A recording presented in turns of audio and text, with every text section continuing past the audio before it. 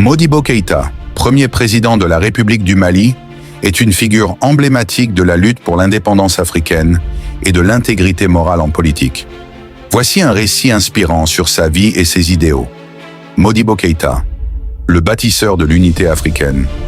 Dans les années 440, Modibo Keïta, jeune instituteur passionné par l'avenir de son peuple, prenait conscience des injustices du système colonial. Né en 1915 à Bamako, il rêvait d'un Mali libre, mais il comprenait que l'indépendance ne suffirait pas.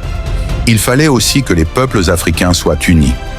Dès les années 1950, il s'engage en politique au sein du Rassemblement démocratique africain, RDA, où il milite pour la fin du colonialisme. Modibo n'était pas seulement un orateur charismatique, mais aussi un homme de terrain. Il parcourait villages et hameaux pour écouter les préoccupations des populations.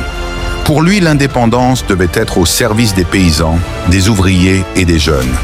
En 1960, le Mali obtient son indépendance et Modibo Keïta devient son premier président. Mais son rêve ne s'arrêtait pas aux frontières du Mali. Il était convaincu que l'avenir de l'Afrique résidait dans l'Union. En 1961, il tenta de former la Fédération du Mali, regroupant le Mali et le Sénégal.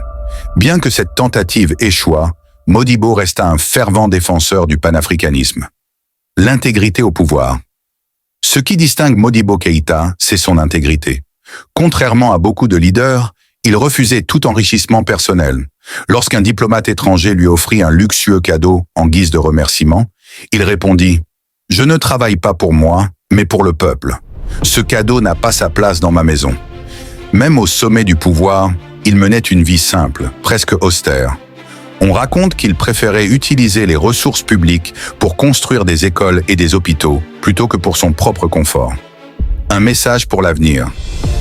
Malgré les défis économiques et politiques, Modibo Keïta croyait profondément en l'éducation comme levier du progrès.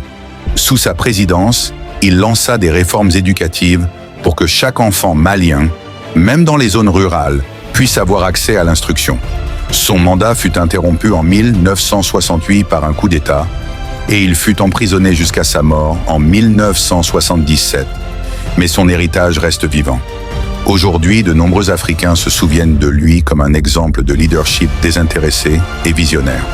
Leçon de l'histoire de Modibo Keïta 1. L'humilité au pouvoir. Un leader ne doit jamais oublier qu'il est au service de son peuple. 2. L'importance de l'unité. Pour Modibo, le panafricanisme n'était pas une idée abstraite, mais une nécessité pour la souveraineté de l'Afrique. 3. Investir dans l'éducation. Il voyait dans l'éducation une clé pour libérer les esprits et bâtir un avenir meilleur. L'histoire de Modibo Keïta nous rappelle qu'un véritable leader laisse derrière lui un héritage fondé sur des principes solides et un amour sincère pour son peuple.